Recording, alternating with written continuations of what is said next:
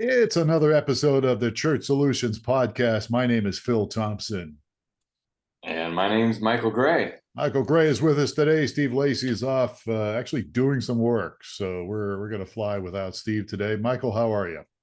I'm great. And you? I'm doing well, doing really well. This is episode number 371. And today we thought we would just talk a little bit about 8 signs, count them, 8 signs, maybe more, 8 signs that your church might be becoming irrelevant.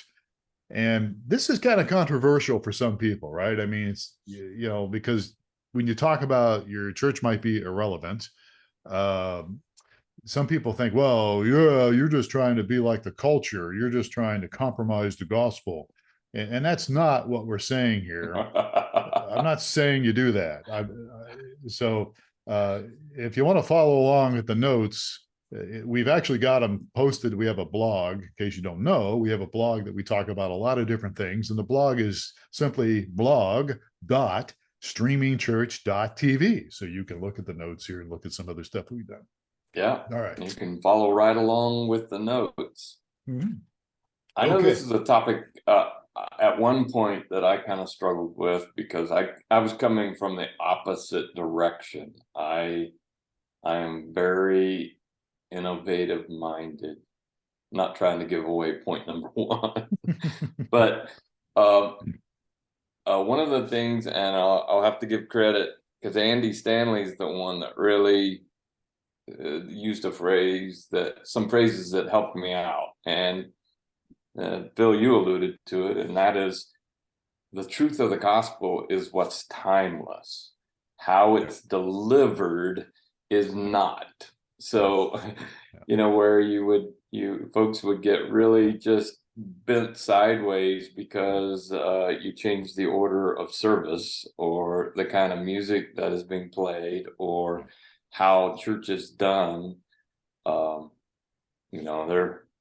You Right. can't change. You can't change you can change all of it except for what's timeless, which is the gospel. We leave that alone. It speaks for itself, but we have to deliver it in a way that fits the culture of today.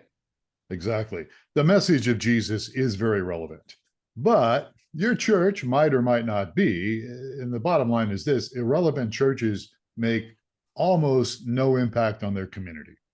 And relevance, in my opinion, means you do what matters. Relevance means your ministry makes a difference. It makes a difference in your community, in people's lives, in your neighbors' lives. People's lives are changed. And so we're going to cover 8 points here, maybe more. And we always want people's feedback. So feel free to give us feedback on this. But let's just jump into it and we'll take it from there. So the number one point, point number one, not necessarily as far as importance, but number one is not embracing innovation and change. Now, obviously, we're a tech company, but we're going to talk about more than just innovation here. But the first one I wrote down is not embracing innovation and change. You don't have to do what other churches are doing, but you can't do what you've always done. I mean, life changes, things change. People change. Yeah. And so, Jesus was masterful at speaking to the audience that was in front of him in context and in language and in presentation that they understood. So in their day, rabbi, get a bunch of crowd around and there's this conversation going on and there's these questions and Jesus is asking questions and the crowd's asking questions and he's answering the questions with more questions. That was the cultural context of delivering message in that day. Yeah. Is that what currently works? Maybe. You don't see as much of it. Maybe not. It's there, but you don't see as much of it. Right. Yeah. Right. And there were eras where, that fiery kind of delivery from the stage 100 years ago was just, really iconic. Yeah. But for a lot of culture in different areas of the world, now that's different. Yeah. What they expect, what they're willing to hear and consume is different, and it's different in delivery. Yeah. Not the content. Content doesn't change, but how you deliver it does. Yeah, yeah. And we'll get into, actually towards the end of this, we'll talk a little bit about some of the technology out there later. But yeah, so I mean, look, technology alone insists that you change your approach to ministry. So we saw that in COVID. We saw that at the height of COVID back 2 years ago. But we can jump into that. But you know, this is a sign, just a sign that your church might be becoming irrelevant, because you don't want to embrace innovation. You don't want to embrace change. Let's jump into number 2 here. And I alluded to it earlier, and that is number 2, not addressing the needs of your community. You're not really addressing them. You know, it's one thing to talk and hear yourself talk. That sounded kind of condescending, but it's one thing to talk about things. I'm sorry. It's one thing to talk about things and get up there from the pulpit and do things, but is what you're doing, is that the right terminology? What your church is doing, is it ministering to your community? Is it, do you know the needs of your community? And are you doing something about it? And you know, Yeah. social justice in some of the progressive circles has gotten kind of a bad name. But the positive thing about social justice is, you know, people that are involved in that, they're helping people like Habitat for Humanity. You know, they're helping people with homes. They're helping people with the food bank. They're helping people with Gospel Rescue Mission. All those things are your community has needs. Are you addressing those needs? Yeah, and while I like you said, Phil, I'm a little put off by the whole packaging of social justice, because they've stolen a really good thing and made it into some other things that really isn't what we as the church are supposed to be about in serving our community. It's easy. Go ask some people, find out from community leaders, what are the needs in this community? How can we as a body of followers serve that need? You'd be shocked. Sometimes it's helping out the local fire department. It's supplies for schools. It's resources for teachers. It's so many things beyond feeding people, which very important, feeding and clothing people and caring for people, helping people get jobs. So many different things that a church can assist with and partner with to serve the specific needs of the community that church is in. Yeah.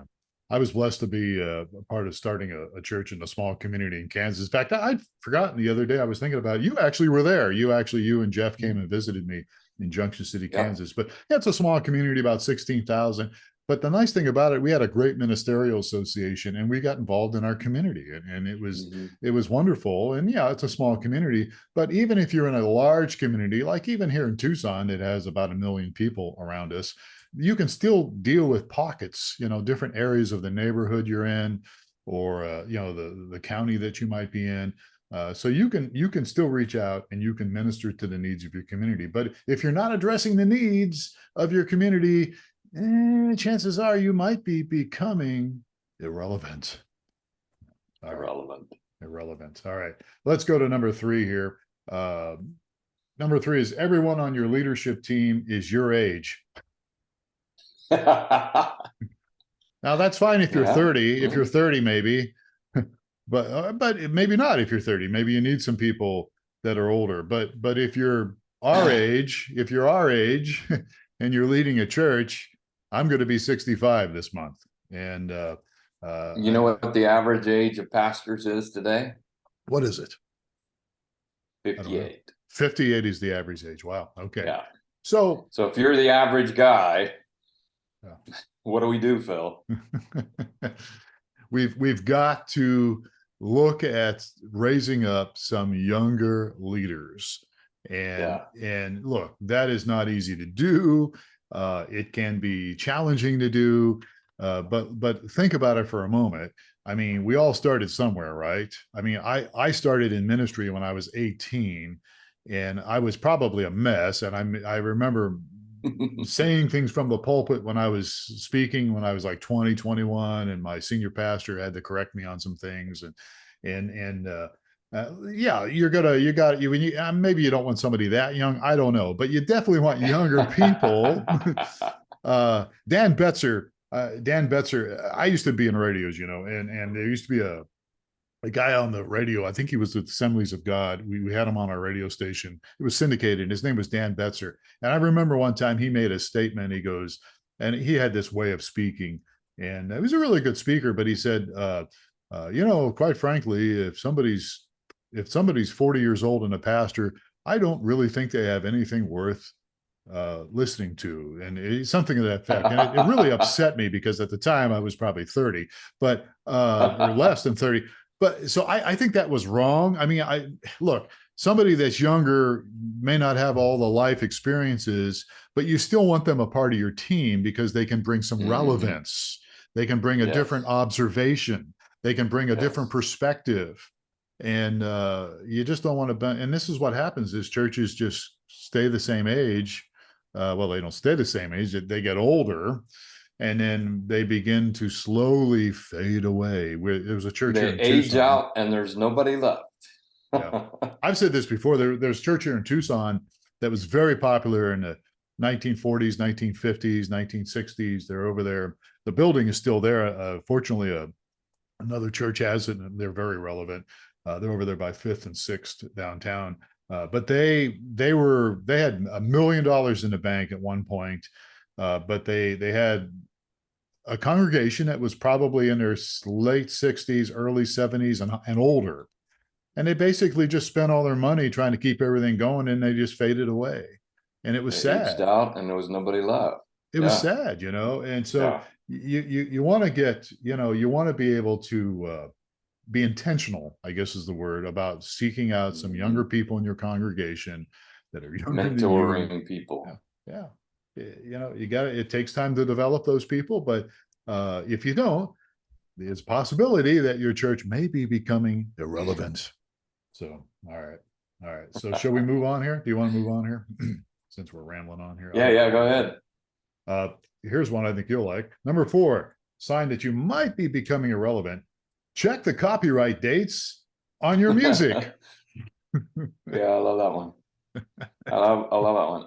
And I don't think there's any problem. I don't have any problem personally with some great old hymns from when I was a kid. I remember them fondly. I've got them memorized. I've sang them 1,000 times.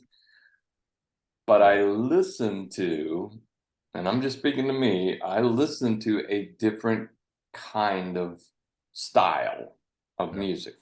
Still the great words that I want to hear, but the style has changed. And therefore, if I want to relate to a 20-year-old, a 30-year-old, what's musically, stylistically, what's the biggest thing? Well, there's the pop genre, and their country's giant, and if you look at what's playing big on radio, stylistically, those are the things that are attractive and forever. I mean, if you are a historian at all, you know that so many of the great worship tunes of the years past were written to bar songs and everything else you can imagine to be relevant to the listener of the day.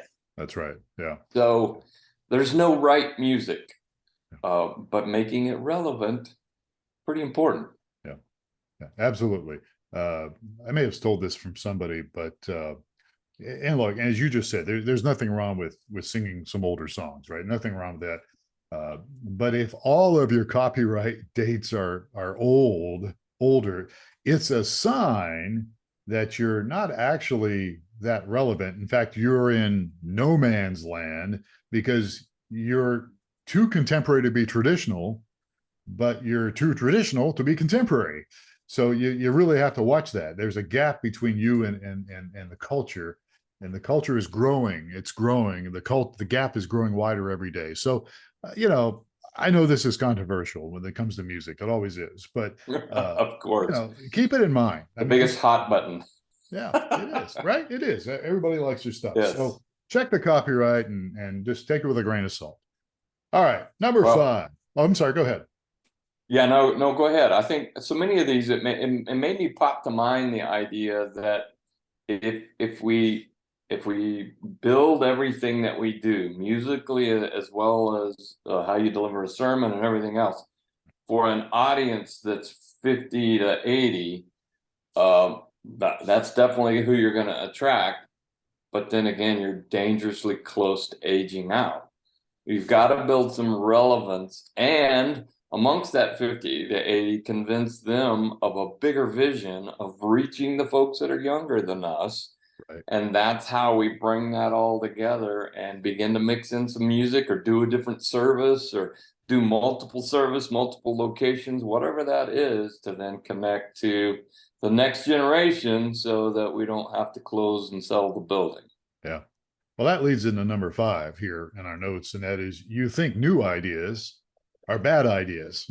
you might be becoming irrelevant if you think new ideas are bad ideas, or at least a lot of Always bad. New, don't move my cheese. Leave it like it was. The good old days. Yeah. And look, let's face it, not every new idea is a great idea, but No. not embracing new ideas, but embracing new. Let me back this up, roll the tape up. I sound like Joe Biden here, getting a little stumbled over my words. Not embracing new ideas is a terrible idea. You need to at least look at those things. And look, everybody, you've been in leadership team meetings, and you know that it's easy to come up with 10 reasons why this new idea ain't going to work. It's easy to come up. It's easy, right? I mean, it's not going to work. Lead off with, we tried that once. Yeah. Yeah, we tried that once 20 years ago. But what you forget is it may just not have been the right time to try it. Maybe now's the right time to try it. Yeah. Or you hear the thing, we haven't done that before, and so it's really, I guess the question that comes down here, the question I want to throw out to anybody listening to this that's in leadership: when was the last time that you embraced a radical new idea? And if you can't answer that question, well, you might already be in trouble, because you may be moving towards irrelevancy. I mean, you really need to look at ideas, relook at them, and just don't throw the thing out. I mean, there might be something good in it. And as you said, timing's everything, right? So yeah, maybe you tried something before and didn't work. Maybe now's the time. It wasn't the right time. Maybe you were too innovative and you were ahead of your time. Yeah. And now's the perfect time. In business and every other aspect of life, that always plays out true. May not be the right time until a little bit later, and then it works like brilliantly. Yeah, absolutely. Yeah. All right, so let's move on here as we continue to talk about 8 signs that you and your church might be irrelevant. So I've got number 6 here, and I fall into this pattern a lot. Number 6 is longing for the good old days. I think here's the irony of that. That's no longer just a church thing. That is literally a culture thing. Where we were like, things were so much better, wherever you point the finger to. Yeah. We think that. It felt better. Yeah, it always feels that way. Yeah. Better in what way, but bad in others. Yeah. I try to get away from that, but it's easy for me to think a lot about that. And my wife says I try to go back to I try to go back to being what I used to be years ago, and I'm not. But I used to hang with these people a long time ago, actually back in the 70s and early 80s, and they would talk about the good old days, which for them was back in the 1960s or even 1950s, and it was fun to hear those stories. But it's like, okay, this is not 1962 anymore, right? I mean, things are different. Yeah. Times are changing, as Bob Dylan said. And so, it's easy to get stuck in that. But declining churches are usually nostalgic churches. Did I say that right? Nostalgic? They are churches that usually are thinking about the past, and they remember when everything was so amazing. And it really probably wasn't that amazing. It might have been to some degree, but not that. And so If you want to know what's going on, just listen to people in your church, listen to your leadership, listen to your church, listen to the way they talk. Is there any kind of excitement about what's coming up next? Is there any kind of excitement about the future? Or are they still stuck talking about the past? Easy to tell, right? Yeah. Easy to tell. And so the good old days. it's fun to think about it. And look, I love telling stories as much as anybody. But if you're stuck there as a church, again, you're moving towards irrelevancy. Not a good thing. All right. Yeah, there's health at looking at the history of things. Yeah. Why did that happen then in such a great way and had such impact? What was it about that time? And in our mind, it's like, okay, well, we got to go back and do the music and then all the things that we did. We have to recreate that moment, when in reality, it's not possible because everything is different now. Yeah, it's different. Every impermanence is there. I mean, the big thing with my group was the Jesus movement, in the early 70s, late 60s, early 70s, and probably up to 75, 76, which I guess, was a part of. But again, you can try to replicate something, but you can't, because as you just said, the conditions are different. The past is the past. And so, you just can't, it's not the same thing anymore, and you just can't replicate it. So, all right. Let's go on to number 7.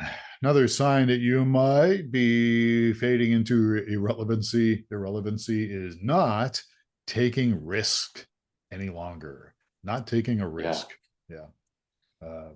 Risk is hard. It's hard. Some of these are not easy. I'm not saying they're easy, but taking risks usually involves change, right? And again, this gets back to change and how people don't like the change. And change usually is met with some very strong resistance.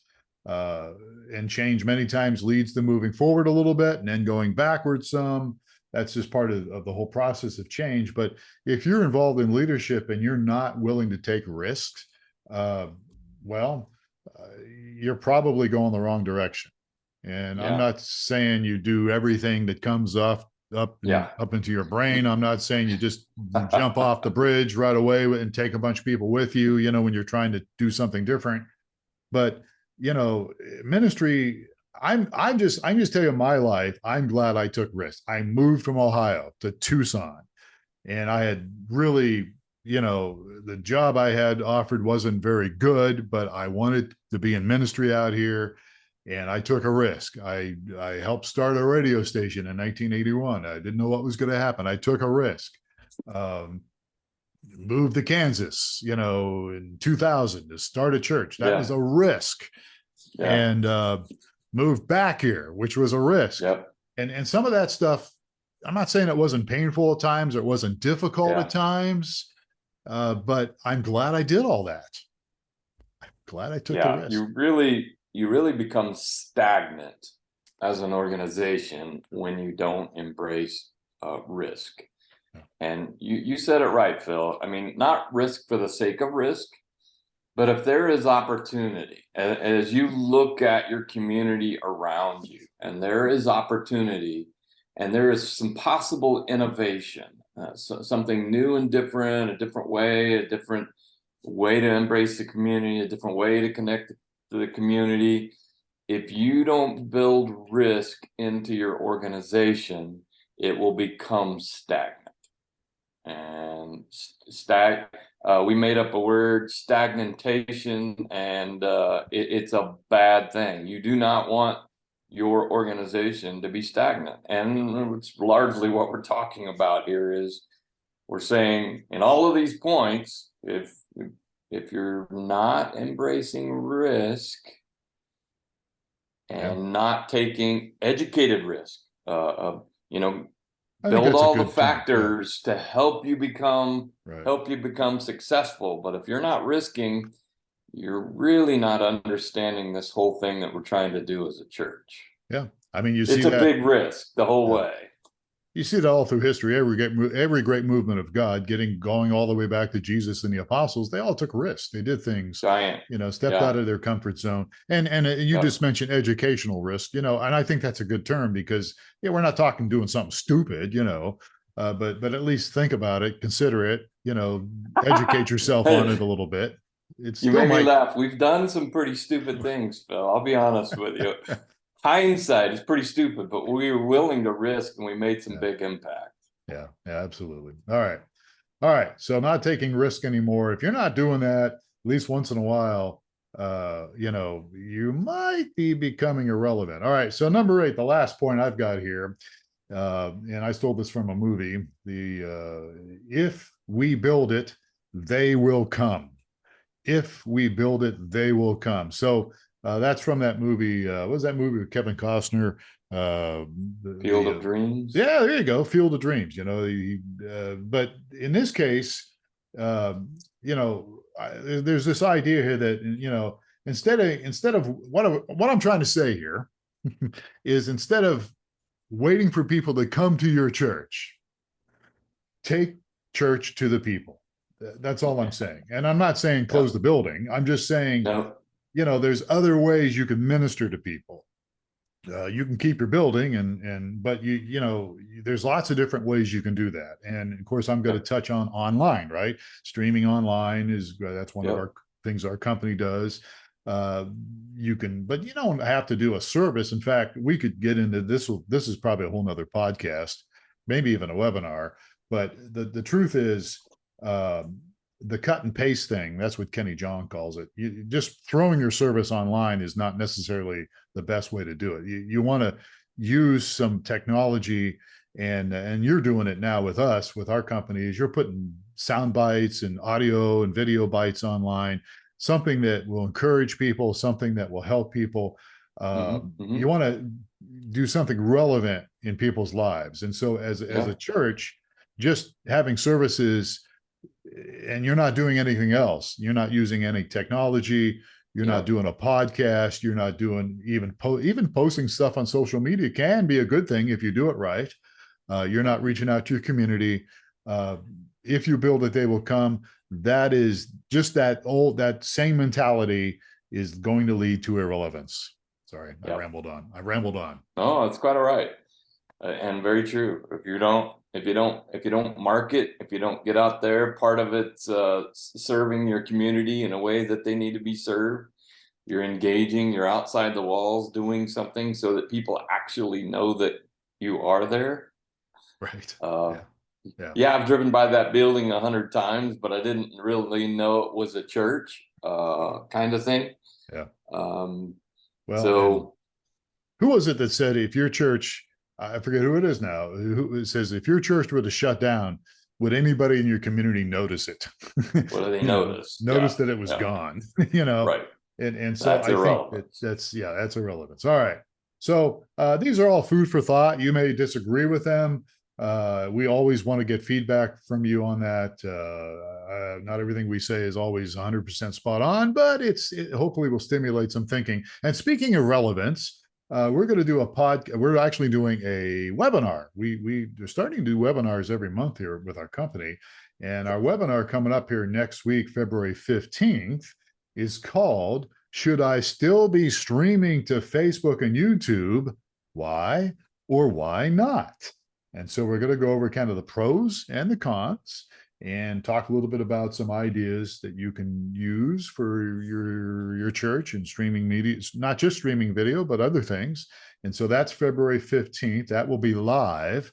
Yeah, it's going to be recorded, but it'd be great if you could be there. So if you want to sign up for it and you're listening to this before February 15th, just go to webinar.streamingchurch.tv. I think that's right. Am I right? Webinar.streamingchurch.tv. You can sign up and we'll give you a link and you can watch our live webinar, ask us questions, harass us.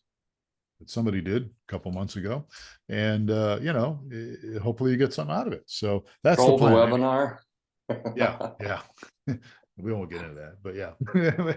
So yeah, you never know what's going to happen, right? So join our webinar. Who knows what will happen? Yeah. So, but new and innovative things happening there. Yeah, always something going on. All right. So folks, again, your feedback's always appreciated for this. We do this podcast, Church Solutions Podcast, usually every week. Subscribe to it wherever you get your favorite podcast. and give us some feedback. Support at streamingchurch.tv. You can send us an email and tell Mike how great he is, and we'll be here. All Or right. how wrong I am. Yeah, well, that's usually what I get. So about me. So, all right. Well, Michael, thank you very much for your input today. Sure appreciate it. Always a pleasure. All right, folks. And thank you most of all for listening or watching our Church Solutions podcast. We hope that you have a great day. Please take care of yourselves and each other. And we'll catch you again next time on another episode of the Church Solutions podcast. My name is Phil Thompson.